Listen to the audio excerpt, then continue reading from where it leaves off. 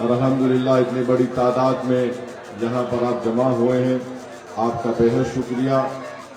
और 3.5 घंटे देर से पहुँचने के बावजूद भी यहाँ पर आपकी मौजूदगी इस बात का पैगाम देती है कि बहादुरगंज की जनता ने एक फैसला ले लिया कि आने वाले असेंबली के इंतखाबात में वो गद्दारों का साथ नहीं देंगे, वफादारों का साथ देंगे इंशाअल्लाह ताला। और मुझे यकीन है कि यहाँ से मजलिस इत्तेहादुल मुस्लिमीन की कामयाबी होगी, क्योंकि आपने ही अपने वोटों से यहाँ से मजलिस को कामयाब किया था। बड़ी तकलीफ होती है जब वो लोग जिनको हमने अपने खून पसीना देकर कामयाब किया, उनके लिए तमाम मजलिस के रुफ़ाओं ने, अख्तरुल ईमान साहब ने, माजिद हुसैन ने, आदिल हसन ने, आफ्ताब साहब ने, बल्कि ऐसे कई सैकड़ों मजलिस के जिम्मेदारों ने मेहनत की। और जीतने के बाद इन्होंने गद्दारी की, मुझसे नहीं बल्कि सीमांचल की गरीब आवाम से गद्दारी की। और 4 हमारे विधायकों राजद के लोगों ने, उन्होंने जमीर अपना बेचा और इन्होंने उसको खरीद लिया। मगर आप जानते हैं कि जो लोग अपना जमीर नीलाम करने के लिए तैयार हो जाते हैं, वो कभी भी किसी भी वक्त भी बीजेपी का भी साथ दे सकते हैं। मेरे अजीज दोस्तों और बुजुर्गों, मैं शुक्रगुजार हूं आप लोगों का, यहाँ पर इतनी बड़ी तादाद में आपको यहाँ पर देखकर। यकीनन इससे हमारे हौसले बढ़ते हैं और हमको यकीन होता है कि जिन्होंने अपने ज़मीर की नीलामी की वो तो नीलाम हो गए और बेनिकाब हो गए, मगर जिन्होंने अपने वोट से उनको कामयाब किया था वो आज भी अल्हम्दुलिल्लाह मजलिस इत्तेहादुल मुस्लिमीन के साथ हैं। मैं आपका शुक्रिया अदा करना चाहता हूं कि पार्लियामेंट के इलेक्शन में भी आपने बहुत बड़ी तादाद में यहाँ पर मजलिस इत्तेहादुल मुस्लिमीन के उम्मीदवार जनाब अख्तरुल ईमान साहब को हक में अपने वोट दिया। और उनको कामयाबी तो नहीं मिली, मगर अल्हम्दुलिल्लाह आपने अपनी वाबस्तगी का सबूत दिया। मुझे यकीन है कि जो आइंदा होने वाले असेंबली के इंतखाबात में आप मजलिस को अपना वोट देकर कामयाब करेंगे। यहाँ से जो अपना ज़मीर बेचकर चला गया, उन तमाम ने कहा कि मजलिस में रहकर हम बहादुरगंज के लिए या कोचा दामन के लिए या फिर दीगर मुकामात में हम विकास का काम नहीं करवा सकते हैं। मैं उनसे पूछना चाहता हूं, बताओ अख्तरुल ईमान को तुमने अकेला छोड़ दिया, मगर उस एक अख्तरुल ईमान ने अपनी विधानसभा में 800 करोड़ के डेवलपमेंट के काम करवाए। तुमने क्या किया? तुम्हारा डिप्टी चीफ मिनिस्टर था, तुमने कौन सा काम यहां पर बहादुरगंज में कराया? तुमने झूठ बोलकर मजलिस का साथ छोड़ा और तुमने बहादुरगंज की जनता के लिए कोई काम नहीं किया। मेरे अजीज दोस्तों और बुजुर्गों, आप जानते हैं कि जो लोग अपना जमीर 6 करोड़ में बेचते हैं, वो ये नहीं बता पा रहे कि बहादुरगंज और टेरागाज की जो रोड है वो क्यों मुकम्मल नहीं हुई। वो ये नहीं बता पा रहे कि परमाणु पत्र जब SIR हो रहा था नहीं दिला सके। वो ये नहीं बोल पा रहे कि यहाँ पर बहादुरगंज में SDM का ऑफिस क्यों नहीं पहुंचा। वो ये नहीं बोल पा रहे कि कैंसर के इतने बड़े अमराज मरीज यहाँ पर हैं, उनके लिए एम्स नहीं बना सके। मगर ये बहुत से काम इंशाअल्लाह ताला मुझे यकीन है कि यहाँ से मजलिस के उम्मीदवार की कामयाबी के बाद ये तमाम काम यहाँ पर करवाए जाएंगे। मैं आपको बताने के लिए यहाँ पर आया हूँ और खड़ा हूँ कि अक्सर ये लोग कहते हैं कि मजलिस के ताल्लुक से, कि मजलिस के उम्मीदवार को खड़ा होने से वोट कट जाती है। मेरे भाई, अख्तरुल ईमान साहब और मैंने कई बार कहा कि हमारे खड़े होने से बीजेपी नहीं जीतती।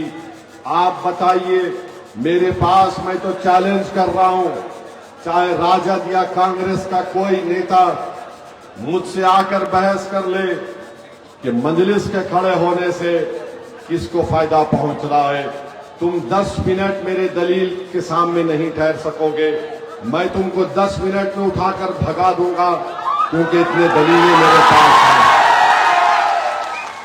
अख्तरुल ईमान से लोग आकर कहे कि अख्तर भाई, आपके नेता ओवैसी अलायंस करना नहीं चाहते। अख्तरुल ईमान साहब ने मुझसे कहा, मैंने कहा अख्तर भाई, ये लोग क्या चाहते हैं?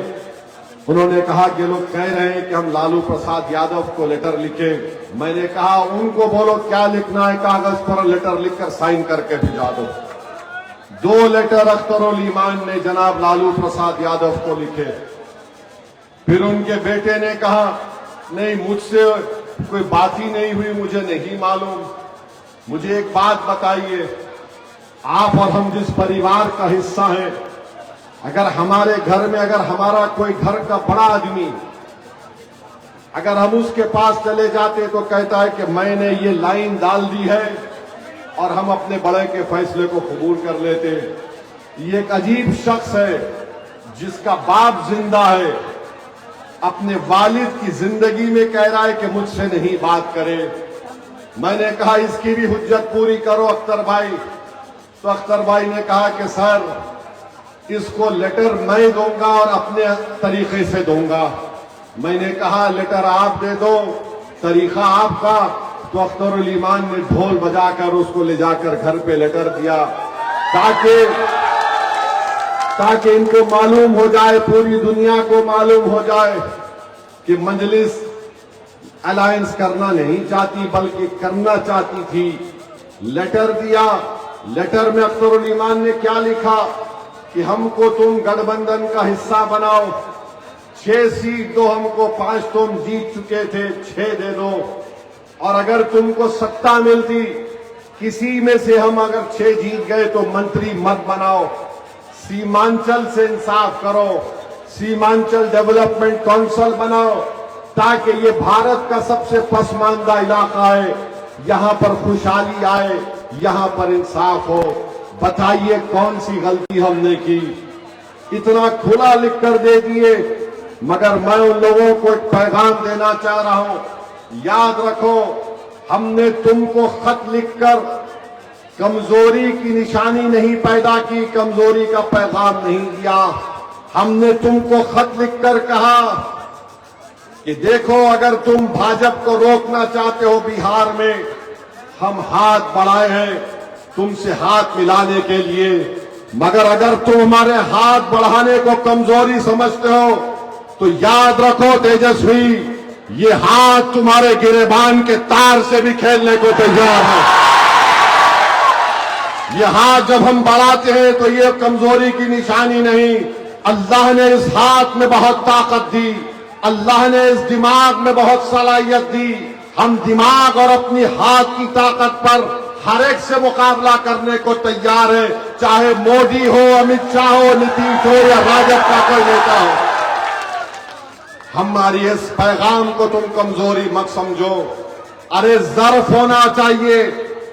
तुमने मेरे 4 एमएलए को खरीद लिया, उसके बावजूद भी मैं कह रहा हूं कि हमको बिहार में बीजेपी को रोकना है, क्योंकि अगर खुदा ना खास्ता लाखों बार अगर एनडीए जीतता है तो नीतीश मुख्यमंत्री नहीं रहेंगे, कोई बीजेपी का आदमी मुख्यमंत्री बन जाएगा। वो मैं नहीं चाहता, हम कोई भी नहीं चाहते। इसीलिए हमने अपना हाथ बढ़ाया है। अगर तुम हाथ बढ़ाने को कमजोरी की अलामत समझते हो, ये हाथ बहुत दराज है तेजस्वी, तुम्हारे गिरेबान के तार हम उससे खेलेंगे, याद रखो। मेरे अजीज दोस्तों और बुजुर्गों, जो बोलकर बहादुरगंज से छोड़कर तेजस्वी के दामन में जाकर बैठ गए कि मजलिस में रहने से विकास का काम नहीं होता। अरे तुमने क्या उखाड़ लिया? अख्तरुल ईमान मंत्री नहीं है, मगर अपनी विधानसभा में अख्तरुल ईमान ने अल्हम्दुलिल्लाह 800 करोड़ के कामों की शुरुआत कर दी। ब्रिज का काम चल रहा है। बताओ तुमने क्या किया? तुम सिर्फ धोखा देने में माहिर हो, तुम पीठ में खंजर घोंपने वाले हो। तुम सीमांचल के गरीबों के ख्वाबों को चूकनाचूर अगर तुम करना चाहते हो तो मैं सीमांचल की जनता को पहले ही पैगाम दिया हूं, याद रखो, अगर दुनिया मेरा साथ छोड़ देगी, बहादुरगंज की जनता, तुमको एक दीवाना दुनिया में मिलेगा जो खड़े होकर सीमांचल जिंदाबाद, सीमांचल जिंदाबाद, सीमांचल जिंदाबाद कहता रहेगा। हम यहां पर 2015 में आए, हमको कामयाबी नहीं मिली।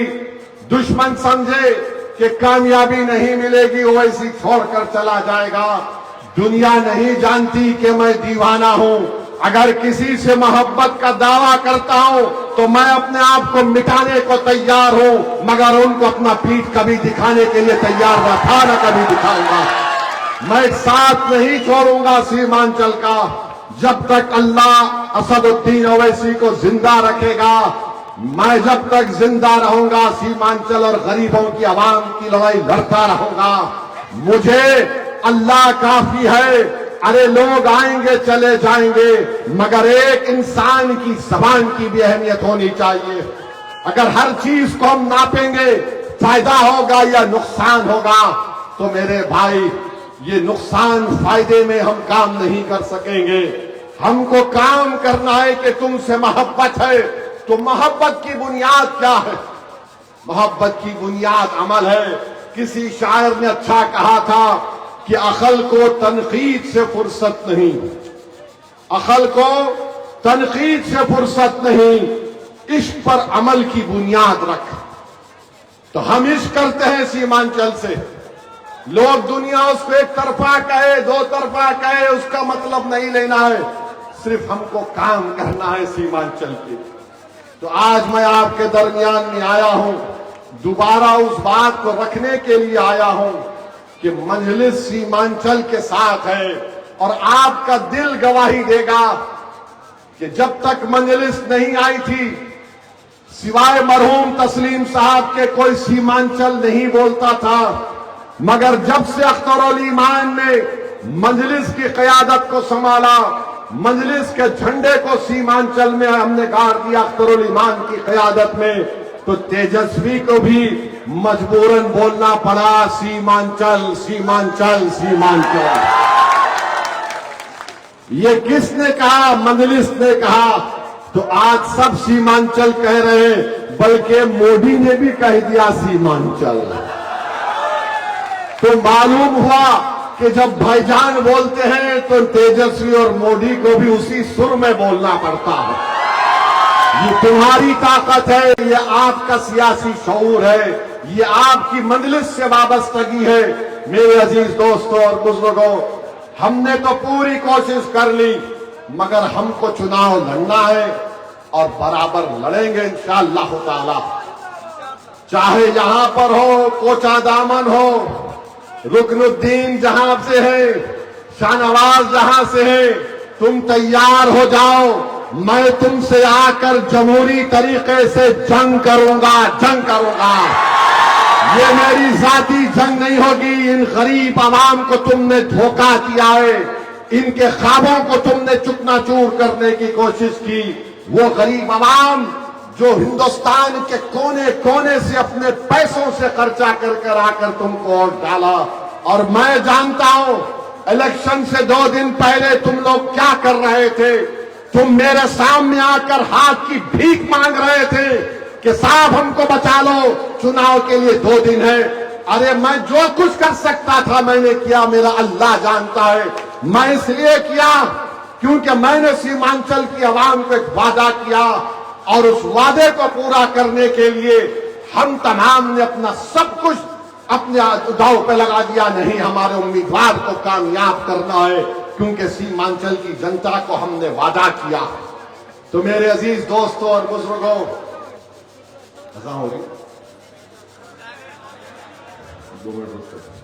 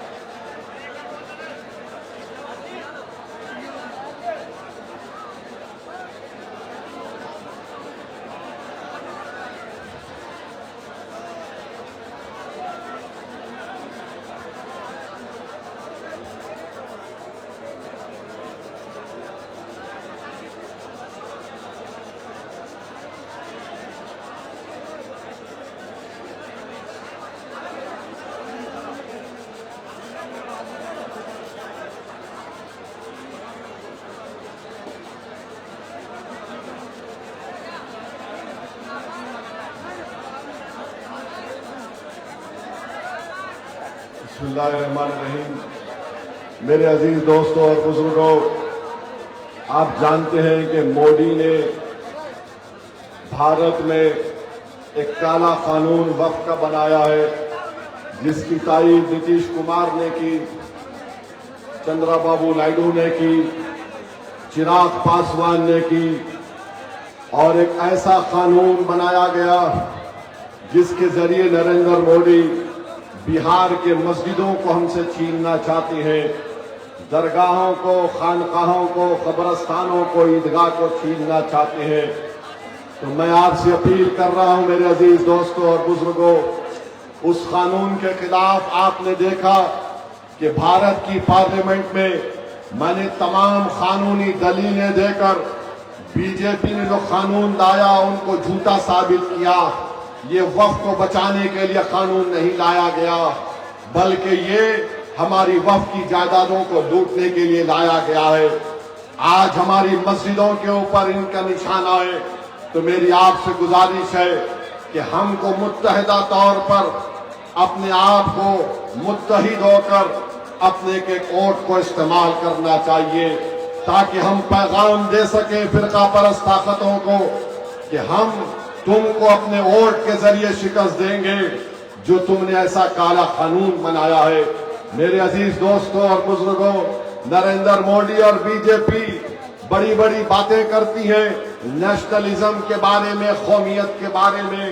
नरेंद्र मोदी ने कहा था कि खून और पानी एक साथ नहीं बह सकते। मोदी ने कहा बातचीत और आतंकवाद एक साथ नहीं हो सकता, मगर आपने देख लिया कि नरेंद्र मोदी सिर्फ जबानी डायलॉग मारते हैं, लंबी लंबी छोड़ते हैं, और हमारी भारत की क्रिकेट की टीम को नरेंद्र मोदी की सरकार पाकिस्तान से क्रिकेट मैच खेलने की इजाजत देती है। और नरेंद्र मोदी सीमांचल को आके बोलते हैं कि यहां पर बांग्लादेशी है। अरे मोदी जी, 65 लाख नाम इलेक्शन कमीशन ने निकलवा दिए, उसमें कौन सा निकला सीमांचल का बांग्लादेशी, बताओ। मोदी और अमित शाह के बोलते यहां पर आबादी बढ़ रही है। अरे आबादी बढ़ रही है तो मोहन भागवत आरएसएस का क्यों पुकार के बोल रहा 3 बच्चे पैदा करो, 3 बच्चे पैदा करो। मोहन भागवत बोल रहे कि 3 बच्चे पैदा करो। कल तक बीजेपी आरएसएस बोलती थी कि मुसलमान बहुत बच्चे पैदा कर रहे। मैं उस वक्त भी आज भी कह रहा हूं कि मुसलमानों का टीएफआर रेट सबसे ज्यादा गिरा है, 2.1 पे आ चुका है। मगर मोदी और अमित शाह एक नया सोचा छोड़ रहे, नहीं सीमांचल में घुसपैठी आ गए। अरे कहां है घुसपैठी? अगर घुसपैठी आए तो अमित शाह सो रहे हैं। बीएसएफ आपकी है, मोदी की हुकूमत में घुसपैठी कैसा आ गए? बांग्लादेशी। अरे बीजेपी और आरएसएस वालों, ये जो बांग्लादेश का बॉर्डर है, मैं तुमको चलकर दिखाऊंगा। भारत की जमीन पर ठहर कर मैं तुमको दिखाऊंगा कि हमारी जमीन के सामने चीन वहां पर एयरपोर्ट बना रहा है, और मोदी चीन का नाम सुनते कि खामोश हो जाते हैं। चीन को कुछ बोलते ही नहीं। चीन के बारे में नाम लो, अब चीन से हाथ मिला लिए। बांग्लादेश में इनकलाब आ गया, हमको खबर नहीं। श्रीलंका में इनकलाब आ गया, हमको खबर नहीं। नेपाल में इनकलाब आ गया, इनको खबर नहीं। आप समझे इनकी क़यादत। नेपाल तो बाजू है, अगर वहां पर कोई छीके तो हमको मालूम होना ना। जनता रोड पे निकल के वहां के वजीर आजम को कपड़े उतार कर मार रही है। मोदी जी को पता ही नहीं है। मगर सीमांचल में घुसपैठी बांग्लादेशी है। वाह मोदी जी, आप सो रहे हैं या जाग रहे हमको पता नहीं। नेपाल की आवाम तो रोड पे निकलकर नेपाल के नौजवानों ने अपनी हुकूमत का तख्ता ही पलट दिया। मगर दिल्ली के बादशाह को खबर ही नहीं है। अब आप बताइए, जिसको पड़ोस में क्या हो रहा नहीं मालूम, जिसको बांग्लादेश में चीन हमारी जमीन के सामने एयरपोर्ट बना रहा है नहीं मालूम, वो बांग्लादेश जो कभी भारत का बहुत करीब था, आज पाकिस्तान से उसके रिश्ते मजबूत हो गए। बोलो क्या हो रहा है बीजेपी वालों, बोलो। तुम यहां पर सीमांचल को आकर यहां की जनता को बदनाम करने की बात बीजेपी करती है। अरे गाया में आप फैक्ट्री खोल रहे हैं तो सीमांचल में क्यों नहीं खोलते मोदी जी? तो बोले ना मैंने पूर्णिया एयरपोर्ट खोला। अच्छा, एयरपोर्ट में भी फ्लाइट अहमदाबाद जा रही है, हैदराबाद नहीं जा रही है। यहां पर हाई कोर्ट का बेंच क्यों नहीं खोला जाता? जब झारखंड नहीं बना था तो यहां पर बेंच था। यहां पर लोग बीमार होते हैं, एम्स नहीं खोला जाता। जलालाबाद से किशनगंज तक रेलवे ट्रैक की जरूरत है, नहीं खोला जाता। और वो कोचा दामन का जमीर फरोज जो भाग गया, उसमें स्टेशन नहीं खुलता। मगर मोदी जी आके बोलेंगे भाइयों बहनों, सीमांचल में घुसपैठी आ रहे हैं। आप क्या सो रहे थे? आप प्रधानमंत्री हैं, बॉर्डर सिक्योरिटी फोर्स है, कैसे आते बांग्लादेश से लोग? मगर बदनाम करना सीमांचल को। मोदी जी, सीमांचल की जनता आपको भी जवाब देगी इंशाअल्लाह इलेक्शन में, आपको भी जवाब देगी। ये सीमांचल की तौहीन है। अब आप देखिए, बोलते हैं कि जीएसटी हमने कम कर दिया। अरे गरीब के पास पैसा नहीं है खर्चा करने को। सीमांचल के किसान को फसल की कीमत नहीं मिलती। अनानास की कीमत हो, केले की कीमत हो, चावल की कीमत हो, मकाई की कीमत हो। मगर मोदी जी बोल रहे दिल्ली के बादशाह, मैं भाइयों बहनों जीएसटी कम कर दिया। अरे गरीब के पास पैसा नहीं है। इतनी गरीबी भारत में बढ़ चुकी है।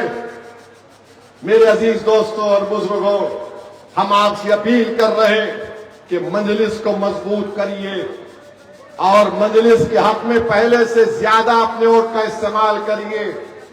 एसआईआर हुआ, एसआईआर जब हुआ तो मैं, अख्तर भाई, हमारे तौसीफ आलम साहब, हम लोग दिल्ली गए, इलेक्शन कमिश्नर साहब से मिले और हमने उनके सामने जाके,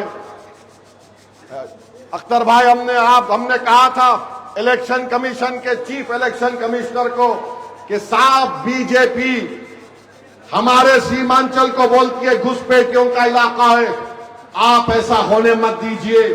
तो चीफ इलेक्शन कमिश्नर ने हमारे सामने वादा किया था कि हम ऐसा होने नहीं देंगे।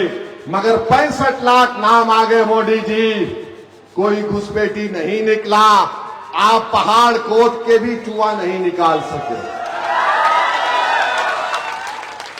मेरे अजीज दोस्तों और बुजुर्गों, इस बिहार प्रदेश में 20-22 साल कांग्रेस की सरकार रही, 15 साल राजद की रही, अब 20 साल नीतीश कुमार की सरकार रही।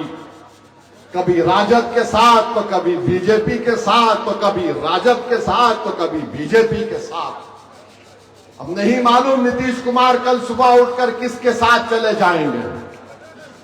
मगर इतने साल आप खो चुके हैं, इतनी पार्टीज को आपने वोट दिया, हमारे बुजुर्गों ने दिया, हमारी 2-2, 3-3 पीढ़ियों ने दे दिया, मगर क्या हासिल हुआ बताइए आप। मैं बहादुरगंज के नौजवानों को बता रहा हूं, बिहार में करीब 60% आबादी 25 साल से कम उम्र नौजवानों की है। नौजवानों, ओवैसी, अख्तर अली मान तुम्हारी लड़ाई लड़ रहे हैं, क्योंकि कल का दिन, कल का निकलने वाला सूरज तुम्हारा मुस्तकबिल का सूरज होना चाहिए। नौजवानों, हम तुम्हारी लड़ाई लड़ रहे हैं। अब हमारी जिंदगी के दिन कितने बाकी है वो हमारा रब जानता है। मगर जितना भी वक्त अल्लाह ने हमको दिया है, हम यही चाहते हैं कि ये 25 साल से कम उम्र के नौजवान लड़के और लड़कियां, जो बिहार की आबादी का करीब 60% का हिस्सा है, इनका मुस्तकबिल रोशन हो। ये कुछ हासिल कर सके जिंदगी में जो इनके बाप दादा ने नाइंसाफी देखी हो, नाइंसाफी ये नौजवान ना देखे। ये हमारी कोशिश है। मैं तुम्हारे सामने हाथ फैलाकर कह रहा हूं कि आप हमारा साथ दो नौजवानों। तुमने बरसों इन लोगों का साथ दिया, तुम मुझ जैसे एक दीवाने का साथ दो। याद रखो, मैं उन लोगों में नहीं हूं जो तुम्हारा भरोसा लूट कर भाग जाऊंगा। तुम मेरा साथ दो, मैं तुम्हारे साथ जिंदगी भर रहूंगा। मैं तुमसे वादा किया और फिर कर रहा हूं, मैं जब तक जिंदा रहूंगा तुम्हारी जबान में तुम्हारी लड़ाई को अपनी लड़ाई समझता था और लड़ता रहूंगा। मैं इस दुनिया से भी जाऊंगा, अगर इस मुल्क में गया तो तुम कभी आना और अपने कंधे पर मेरा जनाजा उठाकर कब्रिस्तान को लेकर जाना, मगर मैं तुम्हारा साथ छोड़ने को तैयार नहीं हूं। हमारी लड़ाई सीमांचल की, ये हमारी लड़ाई है, ये तुम्हारी लड़ाई भी है, इसमें हमारी जिद भी शामिल है। बस करना यह है कि जिसको आपने बरसों आजमा लिया, हमको भी थोड़े साल के लिए आजमाओ, थोड़े साल के लिए आजमाओ। जब एक एमएलए अख्तर अली ईमान अपने विधानसभा में 800 करोड़ के काम शुरू करवा सकता है, बाज मुकम्मल भी हो गए। सोचो अगर कोई जज्बे के साथ काम करेगा, बहादुरगंज में लड़ेगा तो इंशाअल्लाह ताला काम होगा। और अगर काम नहीं होगा, मैं आपको बता रहा हूं, हम चक्का जाम कर देंगे नेशनल हाईवे को। काम होना पड़ेगा सीमांचल में। जब पूरी कोशिशें की जाएगी और ये फैसला होगा कि नहीं, ये लोग सुनने वाले नहीं हैं, तो जमहूरी तरीके से जिस तरह चंपारण में महात्मा गांधी ने सत्याग्रह का ऐलान किया था, हम भी ऐलान करेंगे। आओ सीमांचल की जनता, अब सत्याग्रह होगा सीमांचल की डेवलपमेंट के लिए। तो मेरे अजीज दोस्तों और बुजुर्गों, हमको और 2 जलसों में जाना है। अगर आप मजलिस का साथ दे रहे हैं इस आने वाले विधानसभा के चुनाव में, अगर आप सीमांचल की नाइंसाफी की लड़ाई में हमारा साथ दे रहे हैं, अगर आप उन लोगों को वोट नहीं देंगे जिन्होंने हमारे बाप दादा के मुस्तकबिल को बर्बाद कर दिया, तो मैं आपसे अपील करूंगा, अपना जेब से सेल फोन निकालिए, लाइट जलाइए, ताकि पटना में भाजपा राजद नीतीश कुमार को उनकी दिमाग की बत्ती खुल जाए। आज यहां से बहादुरगंज से पैगाम देंगे, खोलो अपना सेल फोन, लाइट जलाओ, ताकि गद्दारों को भी मालूम हो जाए कि तुम्हारी बत्ती गुल होने वाली है।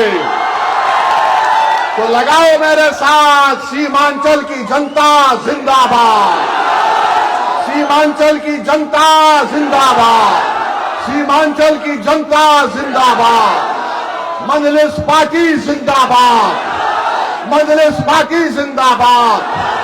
अस्सलाम वालेकुम व रहमतुल्लाहि व बरकातहू।